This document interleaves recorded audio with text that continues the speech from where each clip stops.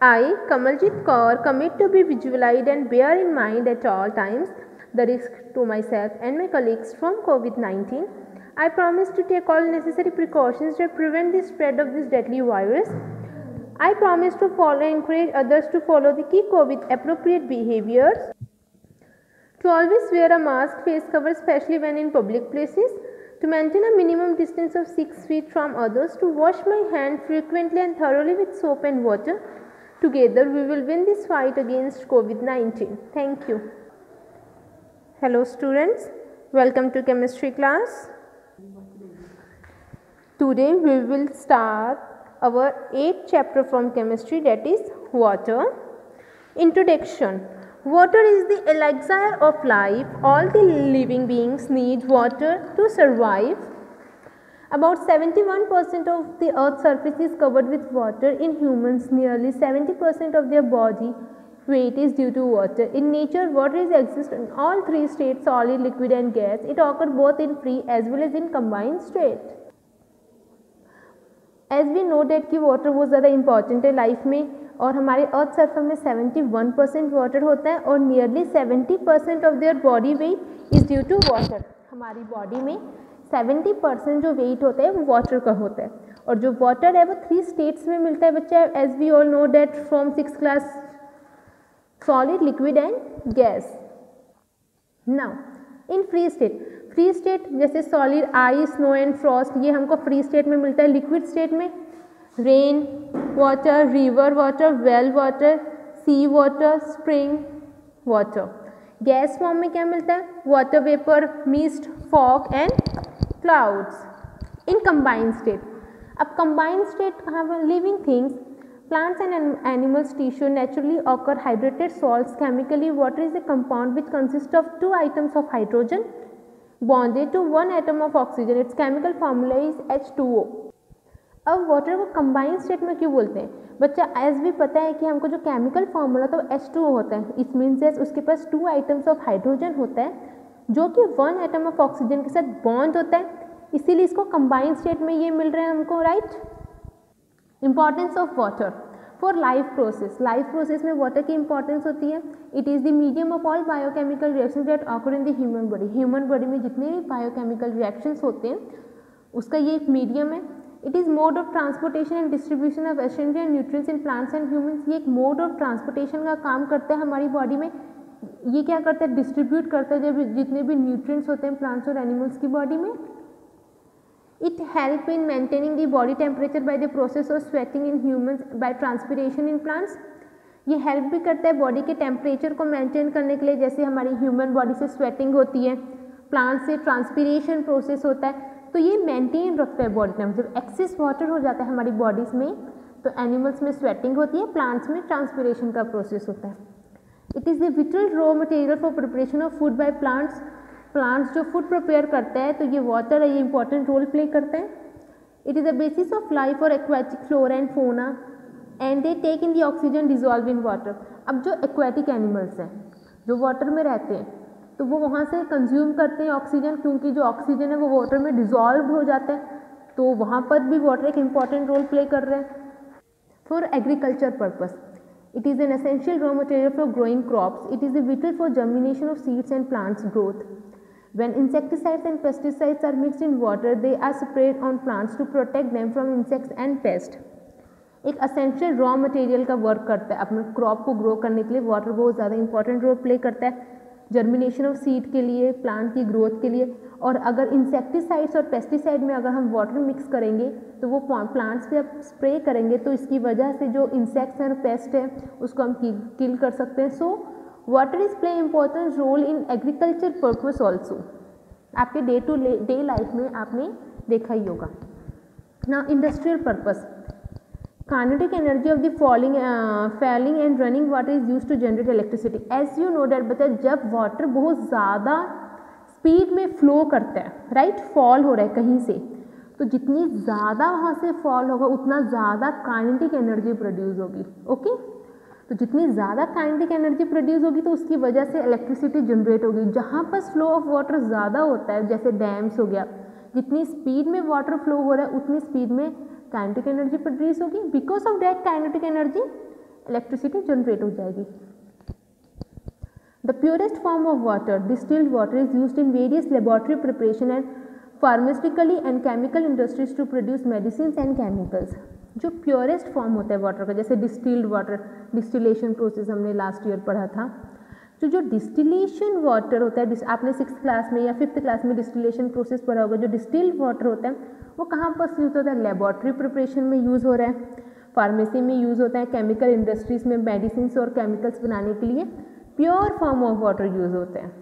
Petroleum, steel and paper industries और other major uses of water for domestic purpose. Domestic तो आपने पता ही है, bathing, drinking, washing, cleaning, this all are the domestic purpose. तो ये कि इम्पॉर्टेंस ऑफ वाटर आपकी लाइफ प्रोसेस में अलग अलग एक्टिविटीज़ के लिए आपको कैसे कैसे वाटर्स का यूज़ हो रहा है। Now sources of water, water कहाँ कहाँ से मिल रहा है आपको? ग्राउंड वाटर होता है, सरफेस वाटर होता है, राइट। तो सबसे पहले कहाँ कहाँ से आपको वाटर मिल रहा है? रेन से मिल रहा है। जैसे सरफेस वाटर, सरफेस वाटर कहाँ कहाँ से मिलेगा? जो वाटर आपको ओशियन से मिल रहा है, सी से मिल रहा है, रिवर से मिल रहा है, स्ट्रीम्स, लेक एक्सेट्रा, इसको सरफेस वाटर बोलते हैं। Among this oceans and sea are the major source of natural water. जो ओशियंस और सी है वहाँ पर सबसे ज़्यादा नेचुरल वाटर बोलता है, बट वो ड्रिंकिंग और इरिगेशन के लिए पॉसिबल नहीं है। मतलब आप इसके लिए यूज़ नहीं कर सकते, इरिगेशन पर्पज़ के लिए भी यूज़ नहीं कर सकते क्योंकि आपके क्रॉप्स ख़राब हो जाएंगे सॉल्टी वाटर के कारण। Now ground water, ground water क्या होता है? जो आप कंज्यूम कर सकते हो, like it includes water from springs and wells. Wells और स्प्रिंग्स से जो आपको वाटर मिल रहा है तो उसको हम बोलते हैं ग्राउंड वाटर। वो रॉक्स, पत्थरों के बीच से जो वाटर आ रहा है वो बेटर होता है आपको ड्रिंकिंग पर्पज़ के लिए। Now chemical composition of water. In 1781, Henry Cavendish showed that by introducing an electric spark through a mixture of 2 volumes of hydrogen, 1 volume of oxygen, we can prepare water.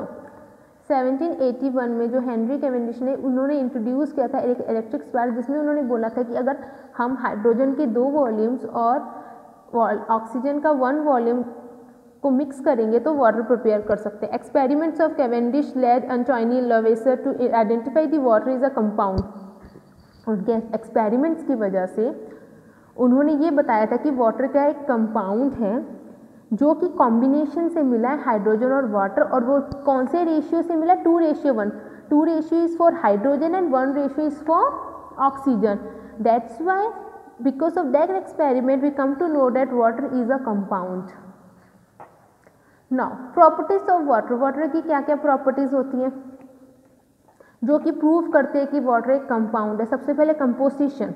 Composition मतलब बच्चा कि उसके definite proportions कितने हैं, मतलब कि उसके अंदर क्या क्या एलिमेंट्स इंक्लूडेड हैं, और वो एक डेफिनाइट है। डेफिनाइट मतलब कि उसको आप चेंज नहीं कर सकते वो, ठीक है। जैसे हाइड्रोजन है वो ऑक्सीजन के साथ कंबाइन हो रहा है और उनका रेशियो 2:1 ही है, आप इस रेशियो को चेंज नहीं कर सकती हो, okay.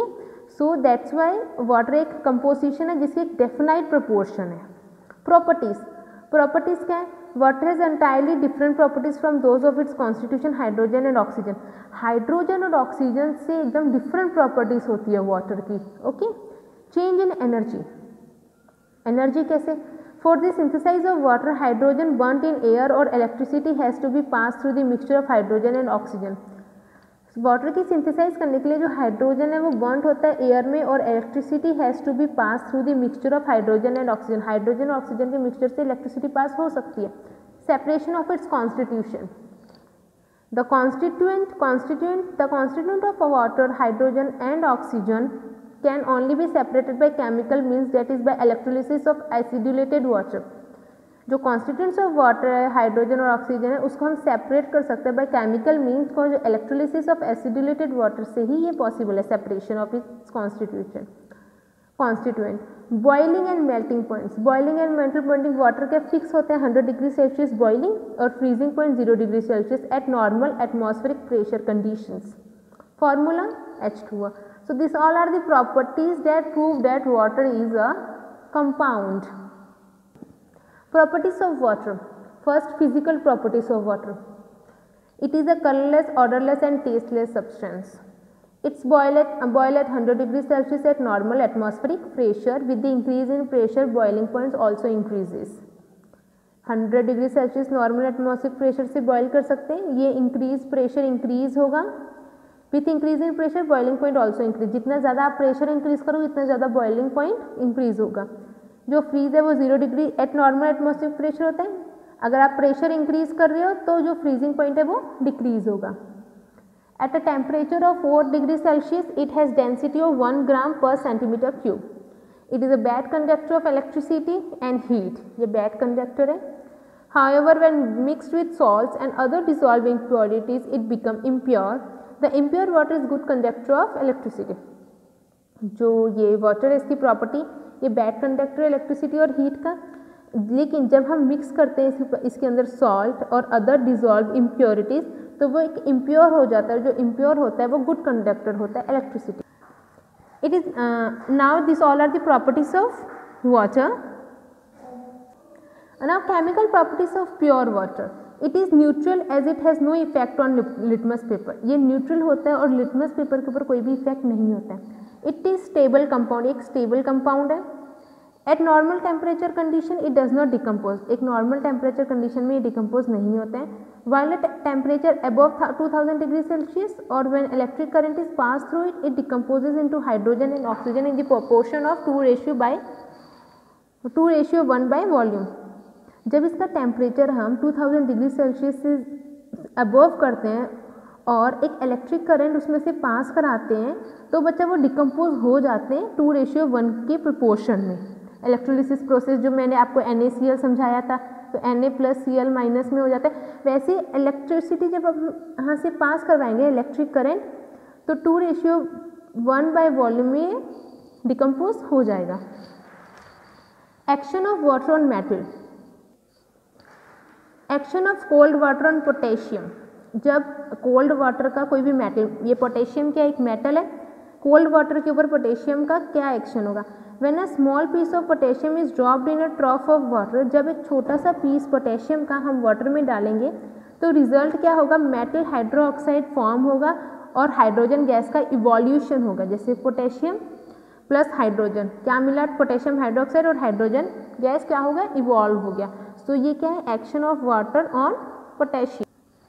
Action of cold water on sodium. Sodium के ऊपर क्या एक्शन है, जब हम small amount of sodium drop water में ऐड करेंगे तो रिएक्शन टेक प्लेस होगा और सोडियम हाइड्रोक्साइड फॉर्म होगा और हाइड्रोजन गैस भी फॉर्म होगी। जैसे 2Na प्लस वाटर क्या फॉर्म हुआ, इन दोनों का कॉम्बिनेशन से NaOH और हाइड्रोजन भी दोनों फॉर्मेशन होगा।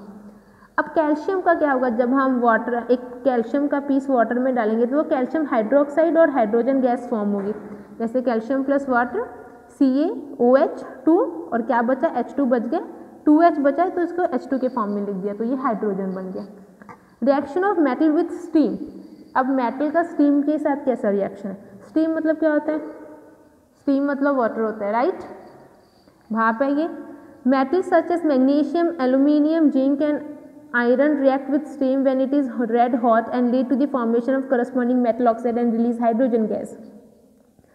जब मेटल्स, कौन से मेटल्स, चाहे वो मैग्नीशियम हो, एल्यूमिनियम हो, जिंक हो, आयरन रिएक्शन, जब उसका स्टीम के साथ रिएक्शन होते हैं तो वो एक मेटल ऑक्साइड फॉर्म करते हैं और हाइड्रोजन गैस का रिलीज होते हैं। When magnesium react with boiling water, जब मैग्नीशियम बॉइलिंग वाटर के साथ रिएक्ट करता है तो वो मैग्नीशियम हाइड्रोक्साइड और हाइड्रोजन क्रिएट करते हैं। जैसे मैग्नीशियम प्लस बॉइलिंग वाटर, ठीक है, H2O, तो उसने क्या बनाया, मैग्नीशियम हाइड्रोक्साइड एंड हाइड्रोजन, ये बॉइलिंग वाटर है, ठीक है। हॉट मैग्नीशियम लिया फिर हमने और स्टीम लिया, मतलब भाप स्टीम वाटर का ही फॉर्म है ये H2O, तो magnesium oxide plus hydrogen gas formation हुआ। एल्यूमिनियम, रेड हॉट एल्यूमिनियम लिया हमने, रेड हॉट एल्यूमिनियम लिया और स्टीम लिया, दोनों को बैलेंस करने के लिए यहाँ पर 2 ऐड किया, यहाँ पर 3 ऐड किया, तो ये क्या बन गया, एल्यूमिनियम ऑक्साइड। हमको पता है एल्यूमिनियम का Al2O3 फॉर्मूला होता है, यहाँ पास Al एक था तो हमने 2 लगा दिया, ऑक्सीजन यहाँ पास 3 है, यहाँ पास लेकिन सिर्फ एक था तो आपने सामने 3 लगा दिया तो 3 ऑक्सीजन हो गया और यहाँ पास 3H2 बचा तो आपने हाइड्रोजन के फॉर्म में लिख दिया। Red hot zinc, red hot zinc को जब वाटर के साथ रिएक्ट किया तो zinc oxide plus hydrogen gas निकला। Red hot iron plus steam को इन्वॉल्व है फेरस ऑक्साइड और हाइड्रोजन। आपको पता होना चाहिए था फेरस ऑक्साइड का फॉर्मूला होता है Fe3O4, तो Fe3O4 के लिए हमने यहाँ पर 3 ऐड किया और यहाँ पर 4 ऐड किया बैलेंस करने के लिए। The reaction of steam with red hot iron is a reversible reaction. जब रिएक्शन होता है स्टीम का हॉट आयरन के साथ, वो एक रिवर्सिबल रिएक्शन होता है। Okay students, now action of water on non metallic oxides. Non metallic oxides, जब नॉन मेटेलिक ऑक्साइड के साथ वाटर का रिएक्ट होता है तो वो एसिड फॉर्म करते हैं, जैसे कार्बन डाइऑक्साइड प्लस वाटर, ये नॉन मेटेलिक ऑक्साइड है। तो ये इन्होंने एक एसिड प्रोड्यूस किया, कौन सा, carbonic acid H2CO3। Sulphur trioxide को वाटर के साथ रिएक्ट है सल्फ्यूरिक एसिड H2। आपको पता होना चाहिए सल्फ्यूरिक एसिड का फॉर्मूला H2SO4 होता है। तो यहाँ पर सल्फर ट्राईऑक्साइड लिया, ट्राई मतलब यहाँ पर 3 है इसलिए SO3 प्लस वाटर है तो सल्फ्यूरिक ऑक्साइड। तो ये क्या है, action of water on non metallic oxides. Okay students, now water a universal solvent we will discuss in our next class. Thank you and have a nice day.